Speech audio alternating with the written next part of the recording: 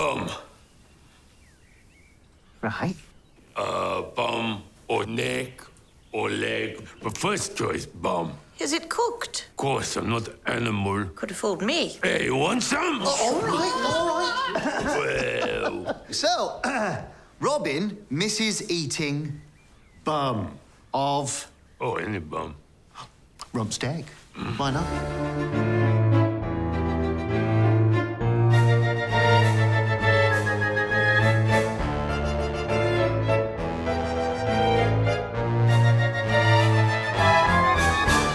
Hello and welcome to Haunting Button House, a BBC Ghost podcast, a podcast recapping and reviewing the BBC series Ghosts. This isn't episode 1, this is episode 6, the last episode of this series. I'm Luke. You need to update your notes.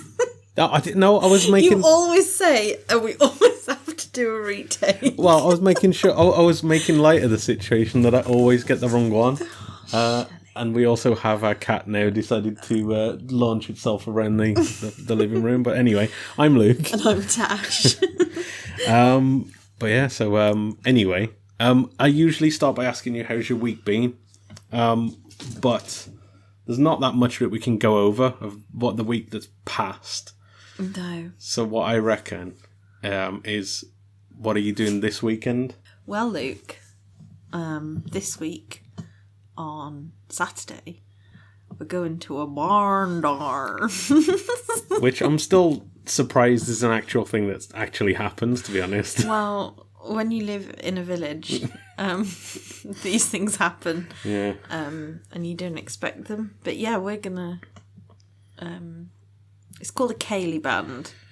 I've literally never heard of it before. Well, you'll find out on Saturday, won't you? Find out what it's like, yeah.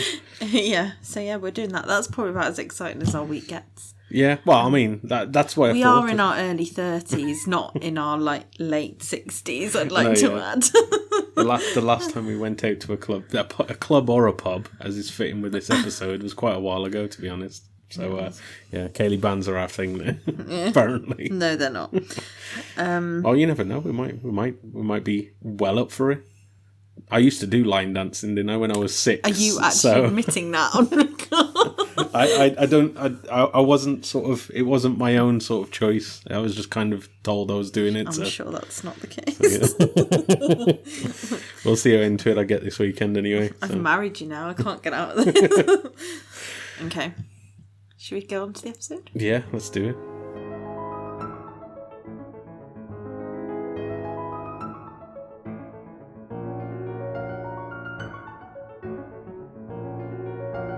Luke, we forgot to do feedback. We did. What did we have? So, we learnt this week from our listeners what Tootsie is. Yeah, I read that one, yeah. Tootsie is a film from the early 80s starring Dustin Hoffman when he creates a female persona to land an acting job. So Never even Teresa heard of told us that. Yeah.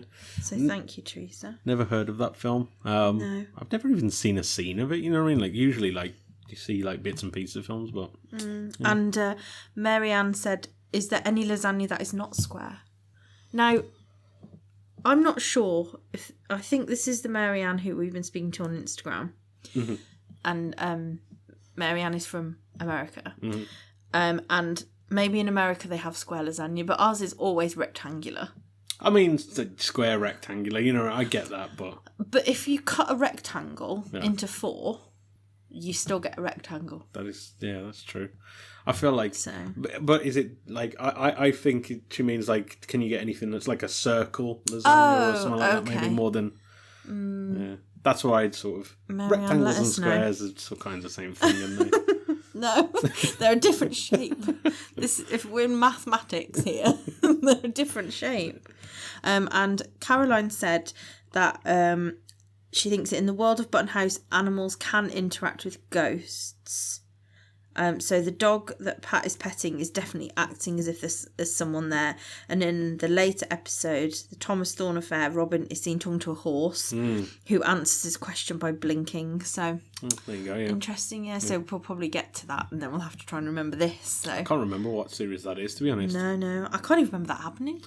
But I guess that's why we're rewatching. Well, yeah, exactly, yeah. So anyway. yeah, thank you. Yeah. Shall we now actually get on with the episode? Yes, please. Yeah. This week we are looking at episode 6 of series 1, the final episode of series 1, and it's titled Getting Out, directed by, you guessed it, Tom Kingsley again, and it was written by Matthew Bainton and Jim Herrick. The original air date was the 20th of May 2019, which is mad, really, that it's like, I for some reason I always feel like it was like started a while ago. I mean, 2019 is kind of a while ago now, but not really, you know what I mean? Like, so yeah, it's quite a modern series, really. Anyway, so we start and we see Alison and Mike waking up in Button House, and a pigeon actually wakes Alison up. We quickly learn that this pigeon is a ghost pigeon. It's a pigeon, or it's a ghost of the pigeon that Barclay's dog killed in the last episode, as Mike can't see the pigeon. So I think we mentioned that, didn't we, in the last episode, at the end of the last episode, that the pigeon is going to be a ghost pigeon. So it's kind of come back round. I'd forgotten about that, but I guess it doesn't get brought up more. I think it probably just somebody going, no, it's series 3, it comes up again, and yeah. But I didn't remember the ghost pigeon. It also confirms that we can have ghost animals as well. So there we go. But yeah, Mike can't see the pigeon, and he can neither see Kitty, who is in the bed sleeping alongside Alison. But she helpfully reminds Alison that both her and Mike are late for work. And the intro ends as Alison shoos this phantom pigeon out of the bathroom when she goes to take a shower. So we've all been there. Well, yeah. Kind of confirming something as well, that I'd forgotten that they're taking on work. I'd forgotten that they did that as well. I guess they just need a way to make money, really. Yeah. So after the intro, we see Robin, and he simply says one word: bum. And we find that Robin is giving his talk on the best part of an animal to eat, and he also mentions, well, he's talking about what he misses as a ghost. I noted that somebody asks him if this is the part that he likes cooked, and Fanny sort of says, "Oh, you animal." Yeah, you animal," and he starts to pick a fight with Fanny as well. Like, "Hey, you want some?" Yeah. So that was quite funny. This also confirms that Robin is an ass eater from way back. I like how Robin mimes bum at the same time as Pat as well when they're repeating what he said. But as this is all happening, the captain interrupts them and says that he's sick and tired of the noise from Alison and Mike, from them banging all evening. And then Julian's eyes light up as he says this, and then he clarifies they're banging, hammering, drilling, so that they're just doing DIY. And Julian seems uninterested again after he's confirmed all this. We find that they're basically been working throughout the night because they've had to get jobs of the daytime, so they're doing all their DIY work of the night now, which is keeping the captain up. And the captain sort of still says that they can basically, if they keep working on it, they can finally push them out. They've already pushed them out of the day. Maybe they can push them out for good. We cut to Mike at his job, or at the end of his job, I suppose, as he's now picking fruit, gooseberries, I assume, as he has quite a lot of them. I think Alison works there as well. Yeah. Because she's got like they look like they work at the farm local to us. Yeah. So. But it's like she on the tills and he's like picking the maybe the fruit. I don't know. That's sexist. That is. You just assume that she's on the till. Just because she was wearing like more, like he was just wearing like dirty clothes, where she wearing a uniform, I guess. I mean, it's an ideal job. I'd love to work. It's a farm shop. Just picking fruit. I can't imagine you get paid much though. That's in trouble. Yeah. No. But yeah, as you mentioned, Alison was working there, so she comes and picks him up as well in the car. And they both kind of lament that the rest of the work gang are off to the pub, whereas they have 27 doors to strip. And then Alison sort of adds and skirting boards. And they say that they miss pints. Do you miss pints? Not really. No. Do you miss pints? I don't know. I still have pints, to be fair. So exactly. Yeah. Don't know. I thought it was an interesting moral question. Not moral. what's the word? I don't know. I can't think of it. Anyway, the captain, yes, kind of says that one last push and they can get rid of Alison and Mike, but as it cuts back to them at this point to having this conversation, but Kitty kind of snaps and gets really angry, and she said she's had enough of the captain bossing him around, bossing everybody around. I think it took her a lot of courage to stand up to him, really, because she's not that kind of person to rock the boat, I suppose, but she does tend to stand up for what she believes in. Well, I suppose she does kind of say what she thinks, but she doesn't like to upset people, I suppose, is ultimately what the issue is. But yeah, I thought it was quite good of her to like stand up, and then Mary backs her up, doesn't she? And then after that, kind of everybody backs them up, yeah. But it took Kitty to actually say what everybody was thinking, I guess. She says, as I mentioned, she says that she likes Alison and doesn't like the captain. She says that he's gotten worse since they've arrived, and you can see Fanny in the background is quite visibly shocked that Kitty is getting so harsh with the captain. They all agree with Kitty, and they say that the captain isn't actually in charge of everybody here. Which Pat says, this isn't the army, and then sort of pauses and then says, sir. The captain takes umbrage with this and just storms out, basically. It says that they'll need him eventually, and he won't, well, basically kind of says don't come crawling back to him when they need his help for something. But they kind of think they don't need to. At which point, food club resumes, and Julian starts to talk about fondue. No, I think you missed a bit. Okay. Where the captain says, like, when the chips are down, they're gonna come back to him, and then Robin says bum and chips. That's it, yeah. Which gets them back into the food club. Into the food. Yeah. Which mental. When is he had chips? I mean, yeah, bum and chips. Don't know. I would never have thought a caveman would have chips. When was the chip invented? This is a question we need to ask a historian. When was the chip invented? Oh, I need to Google that now. Okay, well, I'll let you do the research on that while I carry on. So they go back to food club, and Julian starts to talk about fondue and what fondue is. And Mary just seems uninterested in a fondue because it's basically bread and cheese. Go on, have you found out when the chip was invented? Well, it doesn't really... it kind of says potato chips, but, like, it means crisps. Crisps, yeah. Not, like... So what kind of chip, anyway? 1800s. There's way earlier than that, surely. Oh, I don't know. Can someone look it up? Yeah, we need to figure out when the chips were invented. But yes, Mary seems uninterested about the fondue, as she just says, it's just bread and cheese. The ideal combination. Well, yeah. Well, they also carry on about that in a second, but I'll keep going. Alison and Mike arrive back at the house, Kitty thinks Alison and Mike arrive back. She goes to greet them, volleying Humphrey's head across the floor in the process. Bless him. He was so understanding as well. He's just like, yep, that's fine. That happens. And we see that it's not actually Alison. It's a woman in a black executive car, a Jaguar, I think it is. And the woman that gets out, I do not remember the actor's name. I haven't noted it. Should probably find out the actor's name for this. I wonder if we wrote the same thing here.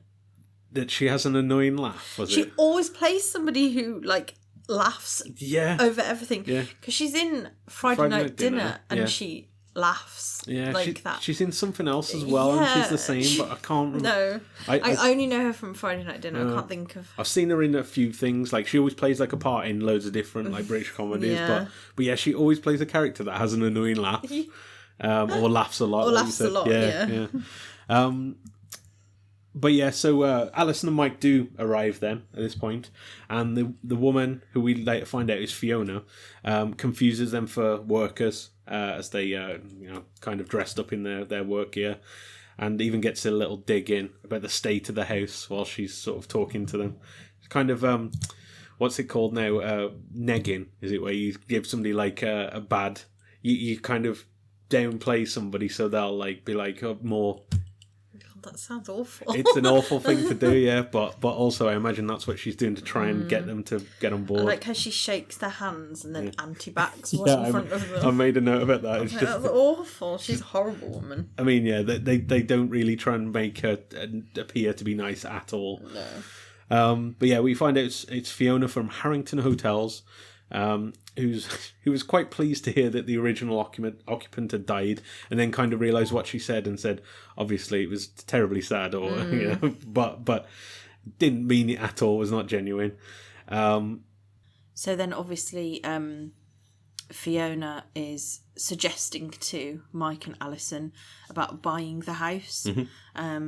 For the hotel chain to buy the house, but then Kitty is sort of stood right by the door, and she's overhearing everything, and she looks absolutely horrified that they might actually have a proper prospect of selling the house.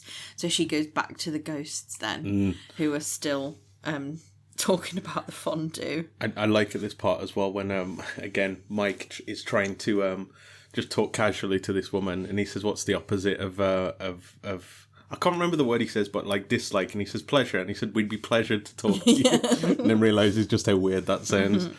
So as you mentioned, Kitty runs upstairs, and we see Julian talking about fondue, and he's getting a bit agitated now that they're not getting it. He says in quite a quotable line, "It's not about the cheese, it's about the fun," and then goes on to explain again more what I assume sordid sex games with him, but as everything seems to be, the lucky dip or the Swiss roll. That's it. Yeah. I dread to think. Thomas at this point starts making a point that I didn't really understand. He says, "What's the point in dipping little bits of bread when you can hold one slice fully in your hand?" I'm assuming he means like a sandwich, but like he really isn't getting it, is it? No. But That's yeah, a lot of hot cheese to cover the bread. I know, yeah, burn yourself, surely. Exactly. But yeah, then Kitty comes... And you wouldn't have your little fork. Oh, that's true, yeah. Your little dipping fork, Fork. That was a revelation, in fairness, but anyway, we should probably not talk about our fondue fun. That makes it sound worse, doesn't it? But anyway, Kitty then comes in and says about what she's heard.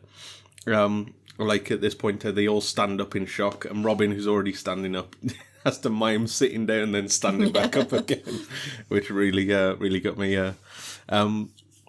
They all go downstairs to talk to Alison while she's trying to make tea and just create this like wall of sound again, as they always tend to. Mike offers Fiona a gooseberry from their plentiful supply on the table, as we see just trays full of gooseberries. And they go on to explain how many setbacks they've had in setting the hotel up. And Fiona is just really condescending for all of this. Just keeps... patronising. Patronising. Keeps saying, oh, poor little you, and stuff like that. She explains that they could probably, with their money, get the hotel up and running within the year, as Pat says. Fiona writes them an offer on a slip of paper and slips it across to them. And Fanny mentions that it should be at least £1,000 because the house is worth quite a lot, which is just funny, like thinking of the inflation of that. Definitely. The offer appears to be a bit more than £1,000, as Mary starts to say, "Is that in shillings?" And the ghosts at this point are now all panic, realising that they're probably going to accept this offer, and that they're going to leave. In another part of the house, we, as they're sort of giving Fiona a tour of the house, we see the captain snooping, and he runs into him. We see the captain snooping, and he runs into Humphrey. Excuse me! No. I suppose you could move me away from this large hole. Who's that lady with Michael and Alison? Didn't the others tell you? No, we're having a little break from each other, actually. Oh, yeah? Got sick of you being a bit of a prat, did they? No, absolutely not. It's the other way round, or anything. Now, come along. Who is she? Well, apparently she's buying the house. So are you going to move me away from the... You're not there anymore, are you? Yeah, he's gone. I like before we leave Humphrey that the captain, even though he's asked him, "Can you move me from away from the big hole?" He still doesn't. Like No. everyone kind of ignores Humphrey. do. It's they're kind of mean. We don't see him that much though. He's always got this like sideline Story, yeah. like he's just kind of just there, isn't I he? think for the first series, he's just a visual joke. Like Yeah, he does get definitely. fleshed out more. But yeah, in this series, he's just. I guess probably because it's Lawrence Rickard, isn't it? I guess he's too busy doing Robin, Robin. so Maybe, Robin yeah. is such a big part, isn't he? And I imagine they have to do a lot of makeup for Robin as well. So like changing them Would be difficult, yeah. for the filming. But anyway, so he's just there for a cheap laugh at the moment. The ghosts all are there in the common room. What is it? That's what Pat called it. I think the so. common Yeah, room. yeah. I guess that's what they call it. Yeah, but, yeah, you that's know. true.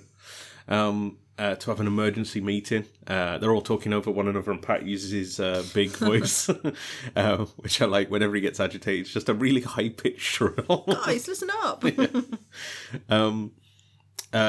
the meeting, I can't remember what they actually talk about in this part, but they basically just mock the captain as he watches on, which is quite Really sad. sad, Yeah. I mean, no matter what you think of the captain, like it's never nice hearing people Mock you. Yeah. They call him a big walrus as well, which comes up a bit later, I guess, because the mustache. So. Oh, yeah. When the captain hears this, he quickly leaves, and then they decide to find reasons for Alison not to sell. Clear and calm. Clear and calm. It's not they. Yeah. I don't think the ghosts are ever clear and calm, are they? No. It's like, do you know when you're in a conversation and it's somebody who just wants to talk, I suppose, and they not like this, and they everyone just ends up talking over one another. It's like that, but with 8 people, I suppose. Yeah, so they go over in a not calm manner and talk to Alison all at once again. The only thing I noted from here is Mary says that she's a witch and she would know about this Fiona woman. But as this is happening, Fiona says she'll give them time to think about this, but they don't need time. They quickly say yes to the offer, and Just say it's subject to, like, checks. yeah, survey, conveyancing, yeah, stuff like that. And yeah, as she's going, Mike offers her some gooseberries for the road, which she, again, in a kind of snooty manner, sort of accepts it with 2 fingers and sort of, that's straight in the bin as soon as you can. When she gets in the car, we sort of see the facade drop, and Fiona's on the phone to someone saying, no, they haven't got a clue, and this is going to be a steal. So basically, she's trying to con them. Back in the house, Alison is talking to the ghosts, and she says that they've tried, but they just don't have the money to make this work. And the ghosts at this point spring into action and realise they need to find a way to make some money for them for Alison and Mike to stay. The ghosts leave, and Alison and Mike say that they probably shouldn't get ahead of themselves. They've still got to wait for all the money to clear and everything. But then they quickly, we see them at a viewing for another house. With the same estate agent as last time. Yeah. And also, as we found out yesterday, it's the same character from another Jim Howick program. Here We Go. Here We Go. Yeah. He's kind of a bit character in that, isn't he? He's like one of the guy's mates or something. But yeah, so they go to see this house. It's quite a fancy house with this. The estate agent mentions that their budget's changed. As they walk up this like nice garden, he's explaining the house, but Alison quickly is put off by it as she looks through the window and sees the ghost of a man in like a dinner suit, I guess, And a party hat. party hat with blood. Now, A head wound. a lot of questions about this story, but we'll never ever find the No. answers. I assume he was killed on his birthday or somebody's birthday. You know what I Or mean? just a party. Yeah. You don't need a reason to wear a party hat. That's true, yeah. It doesn't have to be a birthday, as you're wearing one right now. We go back to the house and we see the ghosts plotting, and of the different ideas suggested. Mary suggests that they put the house on the wheels and move it. Solid plan. If you could move a 14th century house. How old is it now? It's older than that, is it? Can't remember. Yeah, anyway. No, I don't think so. Yeah, I'm not sure. But anyway, so that's not going to work. Julian, in his typical politician ways, suggests some good old-fashioned fraud. Yeah. He said invest in offshore high yields. I don't even know what that means. It's probably good that we don't know what that means because it's almost definitely illegal. Pat says, sounds a bit like fraud, mate. Kitty suggests that they have a cake sale, and when she says we can't make cakes, she says, "Oh, what about buns then?" And then Thomas suggests that Alison literally ghostwrites his next novel, which I thought was quite funny. Erotic novel. Yeah, an erotic novel about two people driving a car. And Robin's contributions to this, where he just adds, and then they do it, and then smiles and says, "I'll read Not that." quite so eloquently. Yeah. Is it? We then see Alison and Mike seeing another property, and it's a penthouse suite. But as they're looking, it's again ruined by the ghosts of two German bombers. But anyway, yeah, so they see two German Luftwaffe pilots just floating in the air. She sees them and waves at them, and they excitedly wave back as they realise that she can see them. Yeah. Is this the worst existence ever? Yeah, I think so. I was trying to think of how they would be just hovering there. Like, I guess they died in the air. They must have shot down, maybe. My guess is there was a building there, and they crashed into the building, and then the building's gone. But they're still there, maybe. But what thing is, they seem to be just sat there, whereas the other ghosts can move around. So, say for example, as an example, let's say Fanny, she died by, she was pushed out of the window and probably died on impact of hitting the ground. Well, with that logic of the German bombers, she would have had to stay flat on the ground. She wouldn't have been able to stand up. I don't know. So how are they not Unless able to get down? They died in the plane because they were in the plane and that was mid-air. Like, they were trapped in that sort of air in the plane, but the plane's not still there, obviously. They're just stuck. I don't know. I don't know. It's a weird one, isn't it? Because I was like, but then how would they get down? They can't. They're just stuck there forever. Which is... that's hard. Which, I mean, at least there's two of them. It'd be worse if it was just you on your own, just floating in there. Or would it? I don't know. That other person would annoy me, I'm sure. Maybe. Maybe they're just, really good friends. I don't know. You'd have to be, wouldn't you? After all this time. Anyway, I like how we've, brought more story than they gave us. But yeah, so again, Alison realises that this one isn't going to work. Yeah. We then see some workmen arriving at the house. I think they're surveyors, aren't they? Yeah, that's it. I said conveyancing, but I meant surveyors. Yeah. Downstairs, we see the captain ordering the plague ghosts around. He just can't help himself, can he? He needs an army to lead, doesn't he? Basically. But the plague ghost, he starts saying that, if we sort ourselves out, we can go upstairs.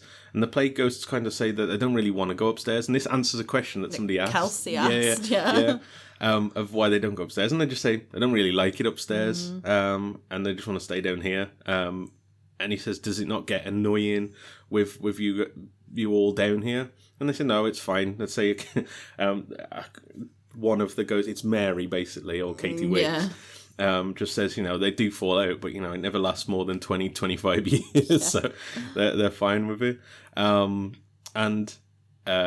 They just accept each other for who they are and move on. I can't believe that the plague ghosts are the most well-rounded characters in this, entire, house. They're just like, yep, this is our existence, and we just get on with it, so... We see Fiona... talking to Mike and Alison.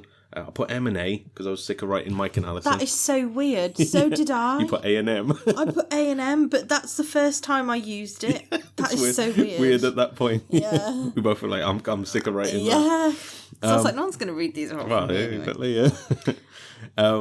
But yeah, she is talking to them, and she mentions the offer is subject to change due to the hotel plans, because they say something about they'd have to have less rooms to fit in a pool and stuff like that. She refers them to their business plan. It looks like a child's homework. Like, they've used Comic Sans. No self-respecting I think it's just a person would use Comic Sans. It's just there to hammer home how unprepared they are. But yeah, so she says that they might have to use some of the rooms for the pool, and so the offer might actually be less. Sorry, I'm just thinking of like them like making that business plan, and like they're like if we, I'm sure it says like our hotel with the 5 stars underneath. I can just imagine them sitting there going, yeah, that looks sweet. That does. Who do you think was who do you think was the architect for Mike, this plan? 100% Mike. So we then see the ghosts coming up with some more ideas. Pat suggests some kind of multi-tape deck backpack, so you can carry around at least 4 albums to listen to. And Julian just says they've already invented it, which I assume he's talking about like an iPod or Spotify or something. How would he know about that? I think he's talking about like there's something else, isn't there, where you can put multiple CDs in. Okay, yeah, like a disc changer. That's usually for cars, though, isn't it? So not personal. I don't know. I guess. Yeah. I don't know, but I was like, an iPod would blow his little mind. I mean, even more mental now. You just say, "Oh, you got Spotify or something." You know what I mean? Robin suggests something which he calls ICEC. Is it? ICOEIC. The international. What is it now? I didn't write it down because I was like, I'll remember it. It's like the International Centre of Excellence in Chess. I think it is, because he says there's a lot of money in chess. Which I just, every time that I'd see Robin talking about chess, I just think it's funny that they've given him this sort of pastime. You know what I mean? The caveman is the one obsessed with chess. Fanny just calls him a smelly ape as well. Like, just upsetting. Julia mentions that they that's all great, but they need the money now, and that'll take a long time. So Kitty says that they should maybe find some buried treasure, and this prompts Fanny to remember something. Alison, we see Alison inspecting a new build as well. She's inspecting every cupboard and every nook and cranny, and doesn't find a ghost, and it seems pretty happy that this is ghost free. But as they're stood there in the conservatory, sort of inspecting everything, they kind of remark about how quiet it is, or Alison does at least. So it kind of showing that she's getting used to the ghosts, I suppose. Yeah, and missing them, As they get back, the ghosts all arrive, rush to Alison, and excitedly tell her to come upstairs. Now, if I remember rightly, it is behind that chest, under the last board.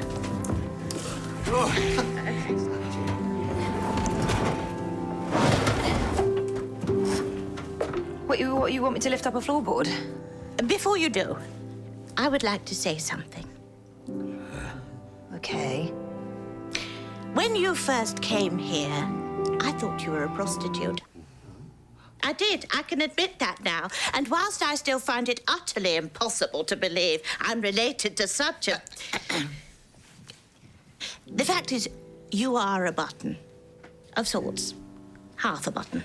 And this house, our beautiful house, should belong to a button. Should be cared for by a button. Underneath that board is a box. And in that box is a jewel.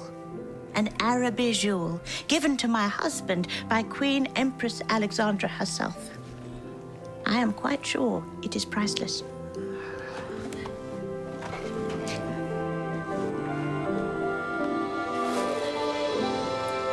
If that jewel can keep this house a home, a family home, then it is yours. Thank you. That's... I don't know what to say. Well, I mean, it is yours now anyway. I can't physically stop you. Open it!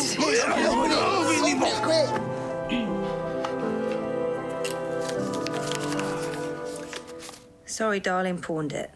You thieving Yeah, so we find that this Araby jewel has been pawned off by her husband, who keeps letting her down, basically, every time. And Alison at this point kind of says to the ghosts that their house has kind of it started as a dream but has become a nightmare. And she says that they need to leave, and she asks the ghosts as well, you know, if you honestly had the choice, wouldn't you want to leave? And that upsets Kitty. But I think a lot of the ghosts now are thinking, maybe she's right. I wonder, though, would they? Like, I don't know. I think if they really thought about it, would they leave? I don't know. There's the ghosts, I mean. Yeah. Considering that they're ghosts. Yeah. Where could be better? Don't know. I guess They got it quite good, to be honest. Think of the German bombers. Well, that's true, yeah. But I suppose they go up, so you'd assume they go up to Nothing. Know. Well, heaven. Maybe it's I don't know. Well, they go up, so you hope it's to heaven. At this point, I think it seems that they're kind of run out of options now. Kitty's in the library crying, and the captain comes to talk to her. And I think at this point the captain it seems like we really think the captain has realised he's been a bit overbearing about this all. But by the end of it, I'm not sure if he does. Yeah. But he talks to Kitty, and she says, "Oh, have you come to gloat?" And he basically comes to her with some information, and says that he thinks Fiona is trying to swindle Alison and Mike. And he says he's got some information that she can give to Alison that will make them, stay. But he says, think about it. Do you want them to stay, or do you want her to be happy? No, I think he says this knowing full well that Kitty will try and keep Alison here, basically. I'm not sure. I'm not sure. Maybe I've misunderstood it. So I think the information that he gives to Kitty is to help Alison leave. Okay, yeah. Because he's talking about how they can expand. So get a better. The captain knows that there's the plague pit in the basement, but he's given the information to Kitty as though Fiona and is it Harrington Hotels? The Harrington Hotels can use the space. So where they thought that they were gonna be how can I explain? So basically, I think it's the other way around. Yeah. I think the captain gives the information to Kitty to keep them moving. Keep them moving out, basically. To ensure that they move out, because it will mean that the hotel people can use the basement space. Yeah. But it's obviously, we find out later, it's kind of double-handed. Yeah. And I think he knows that, because he asks Kitty, would she prefer Alison here or let her leave and be happy? So I think Kitty goes, well, I want my best friend to be happy, and gives her the information. Yeah. But the captain knows that by giving that information, they're going to come across the plague pit. True, I hadn't thought about it like that. So I think it's slightly, I don't know, maybe that was my interpretation, because then it goes on. Well, we'll come to it, won't we? I mean, ultimately, we know that by the end of it, he, for some reason, wants them to stay. Outside, Kitty's talking to Alison about the space in the basement, and she explains that Fiona is trying to keep that quiet, basically, and that she's trying to do that so she doesn't have to pay him as much. One thing I noted about this bit is that she's having this conversation with Kitty around the surveyors. Now, the surveyors don't react to a woman talking to herself in a full conversation at all. That is weird, isn't it? The only thing I can think of is, do you know when you hear somebody talking on a Bluetooth and you think, what's going on here? Like, but they're just talking on their phone or something. I think maybe they just assumed it's that. So that's my only guess. Makes sense. So Alison then goes to Fiona to explain about this space in the basement and that they can use this for the pool so that the original offer can still stand. And then at this point, the surveyors go into the basement to actually start looking into what's happening down there. The ghosts will watch on. They see the captain as well at this point, and he seems chuffed with himself. They seem quite annoyed about that, to be honest. That, you know, I guess they think he's happy that they're getting rid of him still. We see Humphrey still sat up, so well, his head is not really sat. I don't think a head can be sat, but he's kind of lying upstairs, and he just tries to roll onto his body, basically using his nose, I guess. Yeah, sort of facial muscles. Yeah. It's at this point the surveyors come back while Alison and Fiona are talking, and they say they found something and they should come and take a look. So they all go downstairs, including the ghosts, and the surveyors explain that they found a grave. So this is where we kind of realise what the captain's plot was. And Alison also at this point realises what's happened. She says, "Oh no," and as they sort of show you this, you just see this pit of skeletons. Basically, Fiona falls into the skeleton pit and screams. You would, though, wouldn't you? Yeah. I was surprised how high up the skeletons were. Yeah. Because if you think the house would have been built on top of the plague pit. But it's a basement as well, though, isn't it? So it's down under the house. Yeah, I suppose, yeah. I don't know how sedimentation works over the years. When they built the house, then they couldn't have gone... They would have gone down just not far enough to find the plague pit. Literally on top of it, yeah. But yeah, I like in this part as well when she falls into a skeleton, and again, it's the person who plays Fanny. She says, "Oh, it's you, Nick," and points at him, points at the skeleton. And he says, "Oh, how's it me?" Even though the skeleton has the same like sort of jaw. Facial jaw. Yeah. The surveyors then start to explain as Fiona's sort of fleeing that because Alison kind of says that it's a plague pit. In the, you know, she's not trying to basically say that they're not murderers. You know. And the surveyor says that if it is a plague pit, it'll take a lot of time to actually go through this due to it being historically significant. Fiona rushes out in a hurry as all the ghosts sort of are watching on happily. Humphrey falls into a chair, and then Humphrey's head then actually manages to fall into his lap, so he gets his head back in his body. I feel like Humphrey's body doesn't try very hard to find Humphrey's head. I find it crazy that it's kind of like they're two separate things as well. Like, you can't...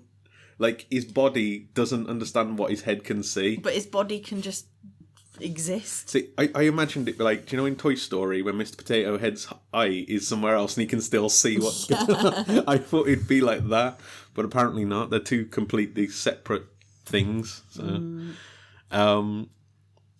But yeah, so Fiona runs out, says that the deal's off, and this is when they realise that the captain tricked Kitty into basically telling Alison this so he could make them stay. So at this point, you don't know if he wants them to stay more or doesn't want the hotel to happen. He's still not... Probably a bit of both. Yeah. Mike asks Alison if the ghost did this, and she confirms this, and he just gets really angry and just starts swinging at the ghosts. I like Pat. Steady on, mate. And Alison comments as they're walking back up to the house. She says, "Oh, I feel like we're going to be stuck here forever." And Robin just pops over his shoulder and says, "Join the club." The ghosts then all fall back into all their old ways, because earlier on they'd said, "Oh, we're going to change, we want you to stay," and all this stuff. But they immediately fall back on this. Thomas starts swooning over Alex. Alice. Alison.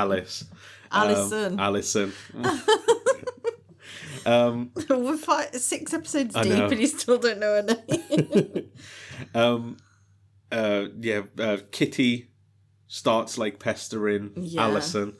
and Fanny starts being really critical of everything she's doing again, which is all things that they said they weren't going to do.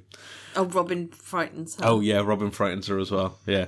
So we find that they've all fell back into their old ways, which also includes Humphrey, as unfortunately we see him come out of the house with his head attached. Everyone looks happy, and then the ghost pigeon from earlier, flies at him, knocks his head off onto the floor, and he's stumbling around everywhere. So we literally reset to exactly where we were at the beginning of the episode. And that's the end of the episode and the end of series 1. So what do you think? I thought it was a good episode. What did I give it? Let's have a look. Oh, scores first. Oh, well, start with the score. So I gave it 7 out of 10. But it could be more. It could be more. But I'm going to stick with 7 out of 10. I think it was a really good episode and a good sort of way to end. I wonder when they ended that episode, did they know that they were going to have another series? Usually I find with TV series, they wrap them up. Though they write them so if it's one series, it works, but they also leave stuff open that they could come back. And that's what it felt like with this. Yeah, I do feel like it definitely didn't feel at all finished. But I guess it could have ended there, but that would have been a shame. It would have been disappointing, yeah. So yeah, I thought it was a really good episode. I think we explore the ghosts even more, and I think the ghosts' relationship with Alison is kind of like, we see them both, like Alison and the ghosts as two separate things, like see them sort of coming round to each other. Like Alison has those moments when she's looking at that other property that maybe I would miss the ghosts. I think the ghosts, we see them kind of thinking about what it would be like without Alison now. Because obviously they've never had it before where a human, like a live person, can see them and help them do things like put the TV on and stuff like that. Like they've never had that before. So I definitely think it kind of this episode brings them together as a way of like thinking, well, maybe they do actually like each other and maybe it could work. So what do you think? I definitely thought it was the best episode of the series so far. Hold those thoughts. I know, giving it away a bit. We haven't had much like character changes, I suppose, so far. They're still kind of as they were, but we do have this new, as you said, this new status quo where they actually want Alison and Mike to stay, whereas before it was kind of just they were belligerent against one another, and they kind of just were stuck. Now it at least resets it for the new series where they actually want to be in the same space, and it's about them doing what they can. And I just liked that it was a nice conclusion where all of the ghosts were involved, including the plague ghosts in the actual plot of it. It's a nice wrap up to the series, and good way to start series 2, I think. So I gave it an 8. So just one up, I suppose, but pretty much. What was the IMDb score? The IMDb score, and again, I'm wondering whether it's worth us talking about these going forward, because they, with 730 votes, it's a 7.8 again.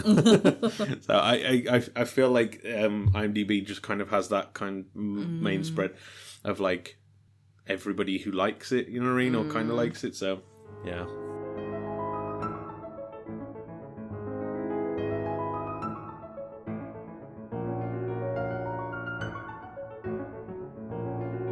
So, last episode of season 1. Series 1. Who do I think I am? We thought we'd do something a little bit different. So instead of looking at a haunted building in the West Midlands, we're going to sort of discuss the series as a whole. So we asked you for your thoughts and opinions on the last sort of 6 episodes that we've watched. So we asked you who your favourite character is specifically in season 1 and why. Your favourite episode or scene in the series 1 and why. And your overall feedback on series 1 and maybe what your marks out of 10 would be. Yeah. And we also asked for some just general feedback on like what your thoughts of the podcast were, what we do or don't do that you think is good or bad.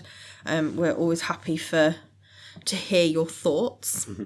So some of the feedback we had was Sebastian said that so they said, my favourite character of season 1 has to be the captain. Okay, interesting. He's so well written, and I love seeing how he goes through the first 6 episodes. That's interesting, isn't it? I think because we've always found the captain a bit, we've said, sort of frosty. Yeah. And so yeah, it's interesting to have that as a favourite character. I can see it though. I can see why he would be. I think he's again, it's not like there's.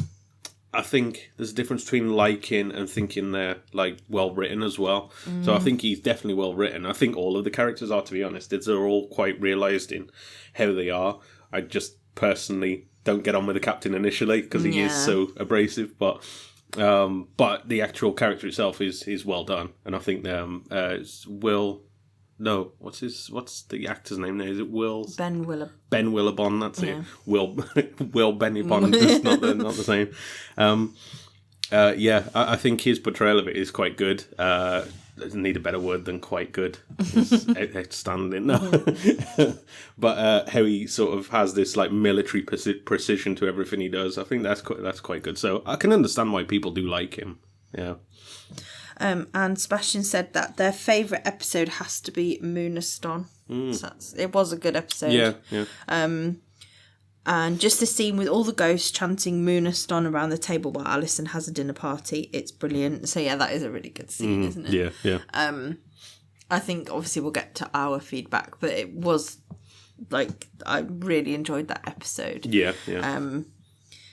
And then Sebastian said, Series 1 is a perfect starting point for the series as a whole. It explains the characters well, giving small bits and pieces about them without revealing their full backstory. It leads really smoothly into Series 2 as well. So yeah, we would totally agree. Like we kind of learn more about each of the characters, but not their full backstory. I think so we know Fanny's death and Pat's death. That's it, yeah. That's it, isn't it? Yeah. But even then we learn more about them as the series goes on, don't we? A lot more, yeah. I think at this point, all we kind of know is what they're like as people. And that's fleshed out more. But I think you definitely... There's some later episodes that really show like aspects to certain characters that you wouldn't expected, and you know, so you do learn a lot more. But I think for the first series, you kind of just get who they're like initially. I guess when you have limited time, you kind of have to just give everybody, and quite a big cast as well. You have to give everybody a little bit to get themselves across. So, and I think it does. I think none of the characters feel. The only one I'd say, or I'd argue, doesn't have much going for them is Humphrey, but. I'm not worried about that because I know there's a lot more later on. Yes, yeah. Yeah. Great. Thank you, Sebastian. Thank you. So Alison let us know what Tootsie was as well, so thank you. Different Alison, obviously. A different Alison, yeah. I think so. So Alison said, loving reliving each episode as you present it. That's nice to hear. And the haunted stories at the end. So that's definitely something that we're going to continue, isn't it? Into Series 2. Yeah. I think we've like sort of focused on the West Midlands at the moment, but then we're going to look at maybe all of the UK. We're going to keep expanding the radius. Or maybe we go look at all of England and then look at like... the UK. The UK. And Europe. And then the world, the universe. Is there any space ghosts or anything? Space ghosts. I'm sure there probably is some. Yeah, probably. I'm sure there's a cartoon actually. Anyway. So if anybody does have any haunted buildings around where they live, we definitely want to hear about them, and then we can look into them. Or if you've got any stories yourself of a haunted building, then we can definitely have a look into that. So Alison said that my favourite character is Robin. He's a complex character, a mix of primitive brain and thousands of years of acquired wisdom.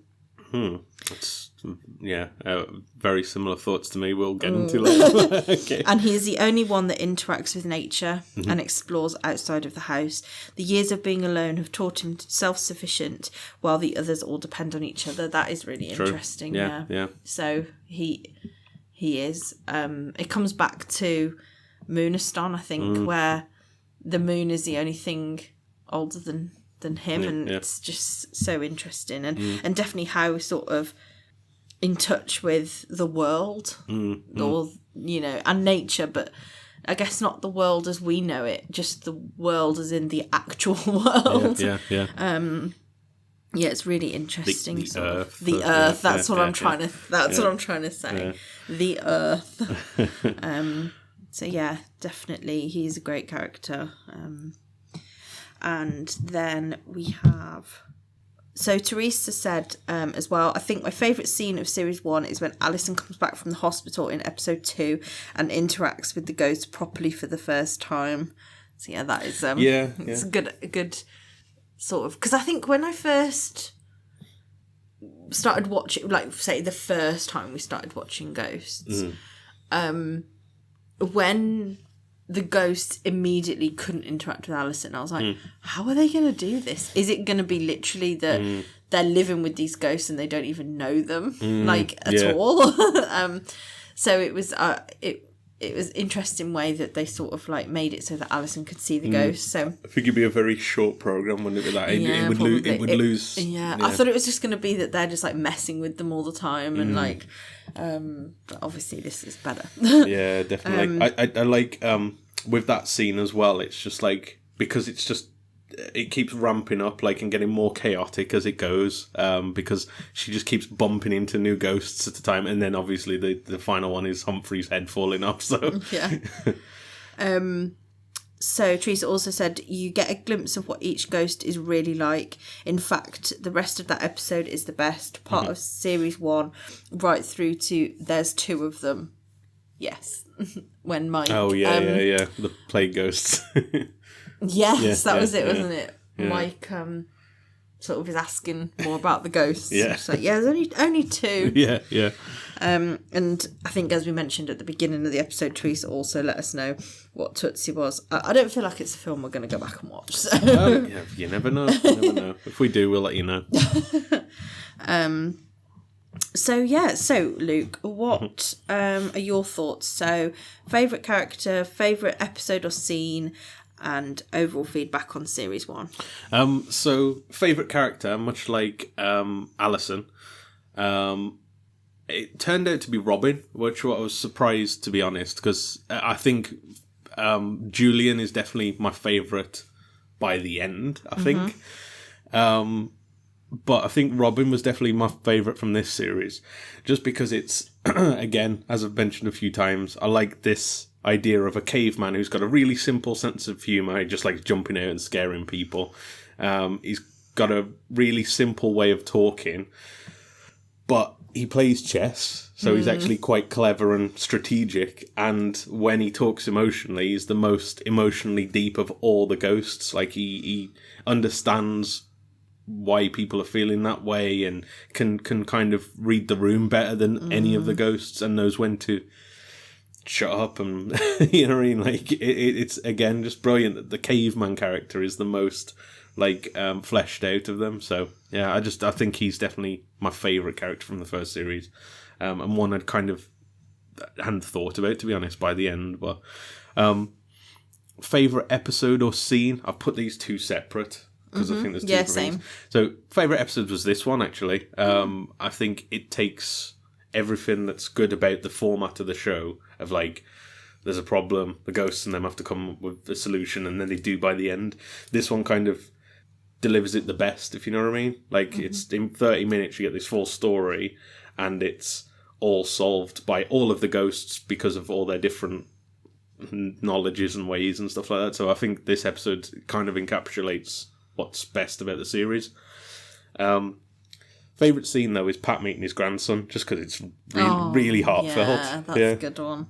Yeah. That's really good. Yeah, it showed that. I think that's the first part of the series where, because I'd only before Ghosts, like I'd seen the trailers, and it's the trailers. If you've never seen them, are kind of chaotic and wacky, and you just think, oh, it's going to be a bit like Horrible Histories, where it's just going to be zany characters like doing mad stuff, basically. And then when you see that, you go, oh, actually, it's quite sad. Like there's a lot of like depth to it, so I think that's definitely shows you what can come from this, I suppose. And then just overall feedback. Initially, I wrote an 8 out of 10, but I think I'm going to change it to a 7 because I think an 8's too. There's a lot of episodes where I said 7 or 6, and I feel like if you did it on an average, it'd probably come out close to a 7. So we'll just keep it at a 7. A good start, but I just know that there's more standouts to come, so I can't really say it's any better than a 7 personally. But how about you? What did you think? So I put, for my favourite character in series 1, it's really difficult to pick one character for series 1. But I went with Pat. Yeah. I just really like his character and his outlook on life. He tries to be quite positive. He thinks of others quite a lot. He's always, he wants to do his best. He always wants to, and it's probably the scoutmaster. I was going to say, the scouting him makes him do all that, doesn't it? I think I just really like him. I just think he's good. Robin was definitely a close second. I couldn't decide. Yeah. But I just thought maybe Pat kind of has that edge, and he's just so sweet. He's just really sweet. I like Pat. I know that I like Pat throughout the entire series of Ghosts, and I think I'll definitely have new favourite characters throughout. But he always sort of like, I just really like him. I just think he's great. Favourite episode. So before, I kind of hinted that this episode's my favourite episode, but I've actually written episode 5. Okay. So I enjoyed like the introduction of Barclay and Bunny, and seeing how Alison and Mike interact with them. I guess when it's like with the builders and other people, it's always like on a professional. Yeah. This is like more of a friendly. More of like a friendly thing, and how they're sort of like trying to impress these like really awful people. Yeah. I wouldn't call Barclay awful, but I mean, I would. He's not a bad person, but you know, he's just one of them. But yeah, that's I just really enjoyed that episode. I thought it was different.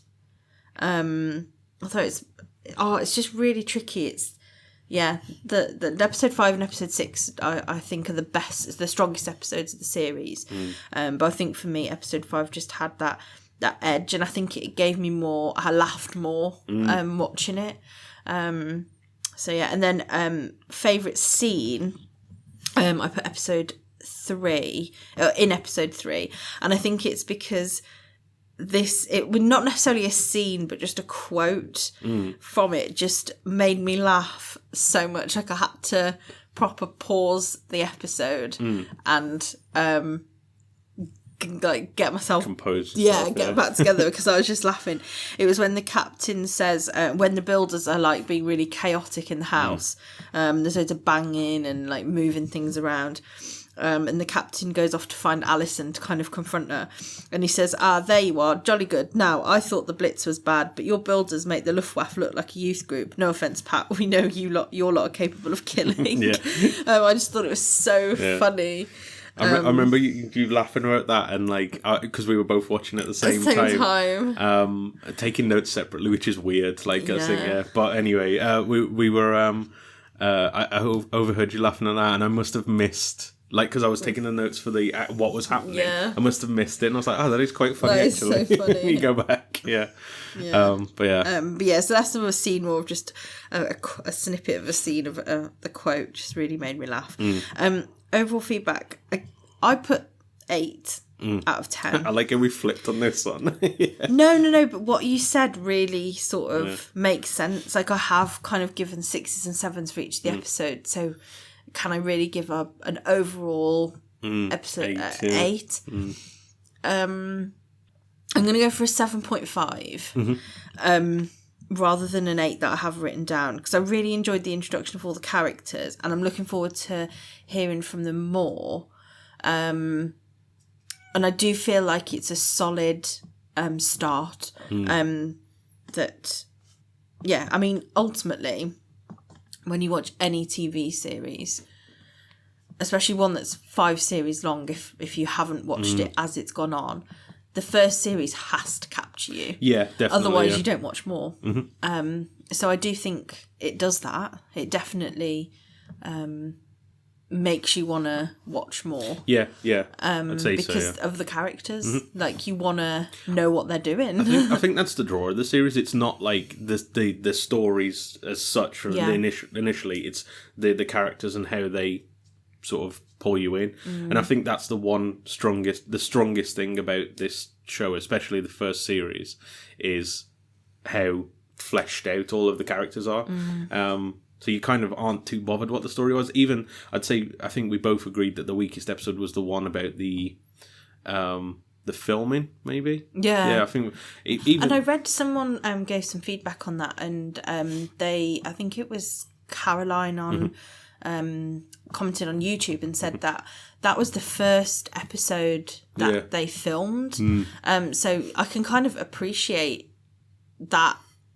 Maybe that would be the weaker episode because it's the first one filmed, and maybe they were finding themselves as the characters. But I can also appreciate that, like, that must have been really hard because it's quite a chaotic episode, and that scenes would have had to be refilmed with the ghosts, without the ghosts. It's new people. You know, there's quite a lot of people there as well. So it's almost like you get the difficult one done and out the way, because the rest of them are going to be a lot simpler. So I can kind of, because I guess with the builders, although we felt that those episodes were quite similar, the ghosts don't interact with the builders as much as they interacted with the crew. Yeah, definitely. So I can understand why they would want to get that episode kind of done, because you always do the difficult stuff. Well, I do anyway. That's how I work. Do the difficult stuff first, and then you've got the easy stuff to come. So it's I think it's strange how like TV shows like film themselves as well, because they a lot of the times they do stuff out of order, and I always find that weird, because it's like, surely it makes more sense.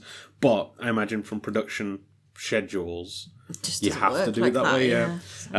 So it makes sense that they that one might have been the weakest one. But again, the story itself wasn't amazing, but the characters were still good in that. Definitely. So it doesn't matter. So thank you so much to those who got in touch with their feedback. That's, we always want to hear your feedback, good and bad. And especially your feedback on what you think about each of the episodes. So thank you so much. And any feedback as well on just what we're doing and how we're doing as well. And any critical feedback would be great. Nice critical feedback. Don't say we're rubbish. But you can if you want. So we'll be back. So we're going to take a short break between Series 1 and Series 2. I think we're just going to try and figure out, is this working like the days that we record and stuff? So things might change, but obviously we will keep you updated, and just keep an eye on our social media. If you want to get in touch with us still, you can. So the email address is hauntingbuttonhouse@outlook.com. You can also contact us on Instagram, which is just @hauntingbuttonhouse. We'll probably post some stuff on there. You can message us, but we'll definitely keep that up to date when we know when we're going to be coming back. But we won't leave you waiting too long. Probably be a week or so. And then we'll let you know. But we're looking forward to Series 2. Yeah. And what that has to bring, I can't remember anything. So well, all I know is that next episode would be The Grey Lady. So we'll see you again for that one.